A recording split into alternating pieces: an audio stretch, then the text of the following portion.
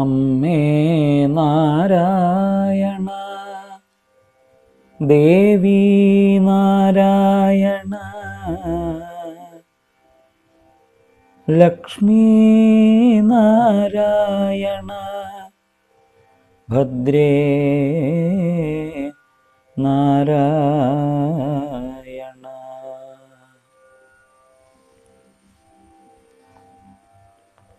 എല്ലാവർക്കും വിനീത നമസ്കാരം. സഹസ്രനാമ പഠനത്തിൻ്റെ പുതിയ ദളത്തിലേക്ക് എല്ലാവർക്കും സ്വാഗതം. ഇന്ന്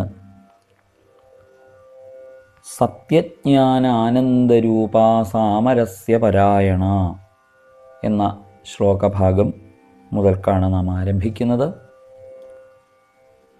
സത്യജ്ഞാന ആനന്ദരൂപ, സത്യം, ജ്ഞാനം, ആനന്ദം ഇതൊക്കെ പരിചയമുള്ള പദങ്ങളാണ്. സത്യജ്ഞാനാനന്ദങ്ങൾ ഒരുമിച്ച് ചേർന്നിരിക്കുന്ന സച്ചിദാനന്ദ രൂപിണിയാണ് അമ്മ. അതാണ് സത്യജ്ഞാനാനന്ദരൂപ. ഇവിടെ അടുത്ത നാമം സാമരസ്യ പരായണ. സാമരസ്യ പരായണ എന്നാണ്. സാമരസ്യം, സാമരസ്യ പരായണ എന്നാണ് ഇവിടെ രണ്ട് പദങ്ങൾ. ഞാൻ ആദ്യം പറഞ്ഞപ്പോൾ ചൊല്ലിയത് സാമരസ്യ പരായണ എന്നാണ്. അപ്പം അവിടെ ഈ രണ്ട് തരത്തിലത് അർത്ഥം പറയാവുന്നതാണ്. അപ്പോൾ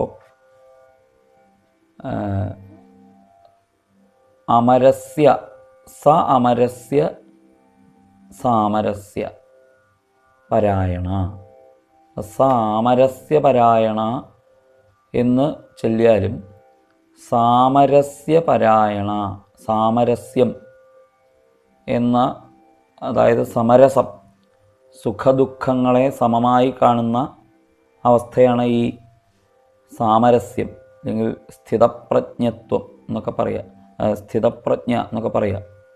അപ്പോൾ ആ സാമരസ്യത്തെ അതിനെ പാരായണം ചെയ്യുന്നവൾ, അതിനെ ഭജിക്കുന്നവൾ, അല്ലെങ്കിൽ സാമരസ്യത്തിലിരിക്കുന്നവൾ, എപ്പോഴും സമമായ രസങ്ങളോടുകൂടി വർത്തിക്കുന്നവൾ എന്നൊക്കെയാണ് അതിൻ്റെ അർത്ഥം. ദ്വൈതഭാവമില്ലാതെ കണ്ട് ഇരിക്കുന്നവൾ എന്നൊക്കെയാണ് അതിൻ്റെ അർത്ഥം. അപ്പോൾ ഒന്നുകിൽ അങ്ങനെ ആ അർത്ഥത്തിൽ ചൊല്ലുക. അപ്പോൾ സാമരസ്യ പരായണ. ഇനി അതല്ല, അമരന്മാർക്കും പരായണയായവൾ, ദേവന്മാർക്കും ആശ്രയിക്കാൻ യോഗ്യയായവൾ എന്നർത്ഥത്തിൽ സാമരസ്യ പരായണ എന്ന് ചൊല്ലിയാലും വിരോധമില്ല. ഈ രണ്ട് തരത്തിലും ഈ വാക്ക്, ഈ നാമം വ്യാഖ്യാനിച്ച് കാണുന്നുണ്ട്. പിന്നീട് കപർദിനി എന്ന നാമം. കപർദിനി, കലാമാല, പിന്നെ കാമധുക്ക്, കാമരൂപിണി. കപർദിനി, കലാമാല, കാമധുക്ക്, കാമരൂപിണി. കാമധുക്ക് എന്ന പദത്തിലുള്ള ക്ക് എന്ന് അവസാനിക്കുന്ന ഭാഗവും കാമരൂപിണി എന്ന അടുത്ത നാമത്തിലെ ക എന്ന അക്ഷരവും കൂടി ചേർന്ന് ക എന്നാവും. അപ്പം കാമധുക്ക് കാമരൂപിണി, കാമധുക്ക് കാമരൂപിണി എന്ന് ചൊല്ലണം. കലാനിധി അടുത്ത നാമം, വിസർഗമുണ്ട്. കാവ്യകല. ഇത് രണ്ടും ഒരുമിച്ച് ചൊല്ലുമ്പോൾ കലാനിധി കാവ്യകല, കലാനിധി കാവ്യകല എന്ന് ചൊല്ലണം. അതിൻ്റെ ഇടയിൽ എന്നൊന്നുമില്ല, കലാനിധിർ കാവ്യകല ഒന്നുമില്ല, കലാനിധി എന്ന് മുറിക്കുക, കാവ്യകല എന്ന അടുത്ത നാമം. അപ്പം കലാനിധി കാവ്യകല. രസജ്ഞ അടുത്ത നാമം. രസജ്ഞ, രസശേവധി, രസശേവധി. പിന്നെ ശേവധി എന്ന് പറഞ്ഞാൽ എന്താണെന്ന് കുറേ മുമ്പ് തന്നെ പറഞ്ഞിട്ടുണ്ട്. വിസർഗമുള്ള പദം രസശേവധി അഥവാ രസശേവധി എന്ന് ഉച്ചരിക്കുക. പിന്നീട് പുഷ്ട.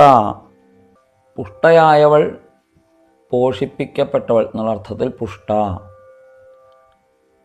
പുരാതന അടുത്ത നാമം പുരാതന, പൂജ്യ. പിന്നീട് പുഷ്കര, പുഷ്കരേക്ഷണ, പുഷ്കര ഈക്ഷണ കൂടി ചേർന്ന് പുഷ്കരേക്ഷണ. ഇനി അടുത്ത ശ്ലോകഭാഗം അത് ശ്രദ്ധിച്ച് ചൊല്ലണം. പരഞ്ജ്യോതി പരന്ധാമ പരമാണു പരാത്പര. ഇവിടെ വിസർഗം 2 സ്ഥലത്ത്. പരഞ്ജ്യോതി പരന്ധാമ പരമാണു പരാത്പര. അപ്പം ഇവിടെ ചൊല്ലുന്ന സമയത്ത് പരഞ്ജ്യോതി പരന്ധാമ പരമാണു പരാത്പര എന്ന് ശ്രദ്ധിച്ച് ചൊല്ലുക. ഒന്നിച്ച് ചൊല്ലുമ്പോൾ പരഞ്ജ്യോതി പരന്ധാമ പരമാണു പരാത്പര എന്നായി തീരും. പാശഹസ്ത, പാശഹന്ത്രി, പാശഹസ്ത, പാശഹസ്ത, പാശഹന്ത്രി, പാശഹന്ത്രി, പരമന്ത്രവിഭേദിനി, പരമന്ത്രവിഭേദിനി ദീർഘമുണ്ട്. മൂർത്താമൂർത്ത. വീണ്ടും അനിത്യ അല്ലെങ്കിൽ അനിത്യ തൃപ്ത.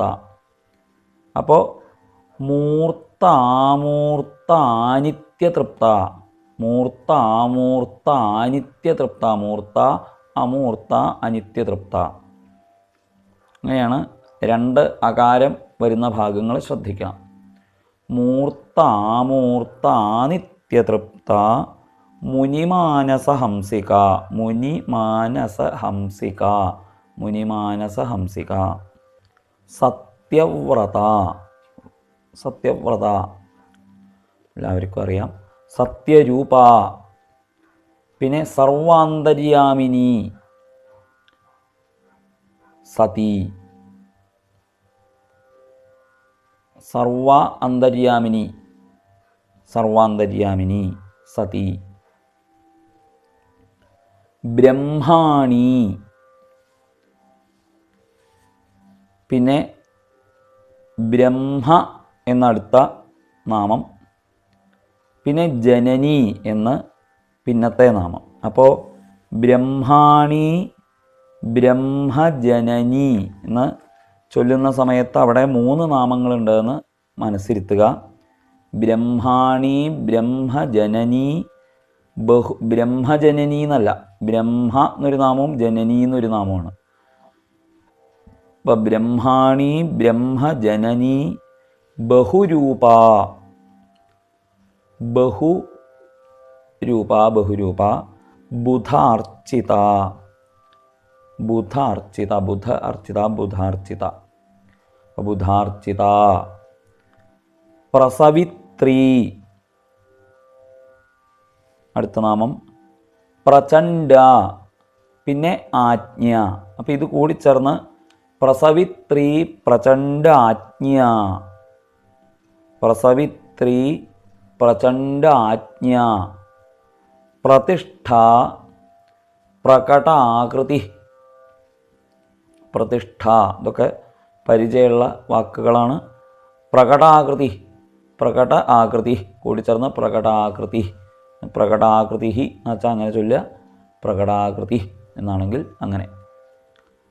പ്രാണേശ്വരി, പ്രാണ ഈശ്വരി, പ്രാണേശ്വരി, പ്രാണദാത്രി, പ്രാണദാത്രി. പിന്നീട് പഞ്ചാശത്പീഠരൂപിണി, പഞ്ചാശത്ത് പീഠരൂപിണി, പഞ്ചാശത് പീഠരൂപിണി. വിശൃംഖല അടുത്ത നാമം, വിശൃംഖല. പിന്നീട് വിവിക്തസ്ഥ, വിശൃംഖല വിവിക്തസ്ഥ വീരമാതാ വീരമാതാ വിയത് പ്രസൂഹു ദീർഘവും വിസർഗവും വിയത് പ്രസൂഹ് ഒന്നെങ്കിൽ അങ്ങനെ ഉച്ചരിക്കുക അല്ലെങ്കിൽ വിയത് പ്രസൂഹു എന്ന് ഉച്ചരിക്കുക. മുകുന്ദ അടുത്ത നാമം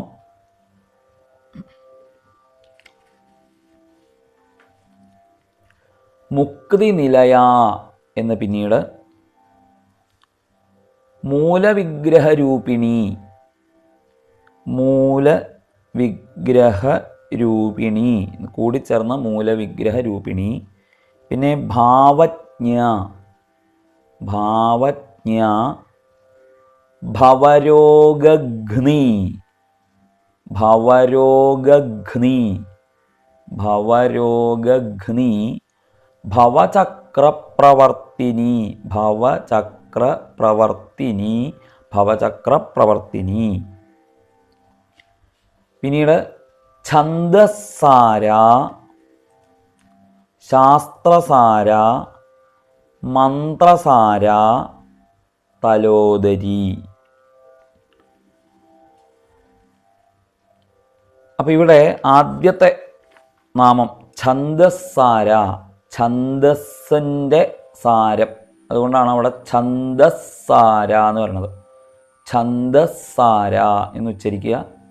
ഛന്ദസാര എന്ന് പോരാ, ഛന്ദസാര എന്ന് ചൊല്ലണം. ശാസ്ത്രസാര അടുത്ത നാമം, മന്ത്രസാര, പിന്നെ തലോദരി എന്നൊരു നാമം, ഉദാരകീർത്തി, അത് കഴിഞ്ഞ് ഉദ്ദാമ വൈഭവ. അപ്പോൾ ഉദ്ദാമ വൈഭവ, ഉദ്ദാമ വൈഭവ, അതിനു മുമ്പുള്ള ഉദാരകീർത്തി, ഉദാരകീർത്തി. അപ്പോൾ ഈ ഉദാരകീർത്തി എന്ന നാമവും ഉദ്ദാമ വൈഭവ എന്ന നാമവും കൂടിച്ചേർന്ന് വായിക്കുമ്പോൾ ഉദാരകീർത്തിരുദ്ദാമ വൈഭവ, ഉദാരകീർത്തിരുദ്ദാമ എന്ന് നിർത്തരുത്, ഉദാരകീർത്തിരുദ്ദാമ വൈഭവ വർണ്ണരൂപിണി. പിന്നീട് അടുത്ത നാമം മുറിക്കാതെ ചൊല്ലണം. ജന്മമൃത്യുജരാതപ്തജന വിശ്രാന്തിദായിനി, ജന്മമൃത്യുജരാതപ്തജന വിശ്രാന്തിദായിനി. ഒന്നിച്ച് ചൊല്ലണം. ജന്മമൃത്യുജരാതപ്തജന വിശ്രാന്തിദായിനി. പിന്നീടുള്ള നാമം ശ്രദ്ധിക്കണം. സർവോപനിഷദുദ്ഘുഷ്ട, സർവ ഉപനിഷത്ത് ഉദ്ഘുഷ്ട, എല്ലാ ഉപനിഷത്തുകളിലും ഉദ്ഘോഷിക്കപ്പെടുന്നവൾ. അപ്പോൾ അവിടെ സർവോപനിഷദുദ്ഘുഷ്ട എന്ന് ചൊല്ലണം. സർവോപനിഷദുദ്ഘുഷ്ട ശാന്ത്യതീത കലാത്മിക, ശാന്തി അതീത കലാത്മിക, ശാന്തി അതീത കലാത്മിക, ശാന്തി അതീത കലാത്മിക. അപ്പോൾ ബാക്കി അടുത്ത ദിവസം നമുക്ക് നോക്കാം. ഇപ്പോൾ വിരാമം.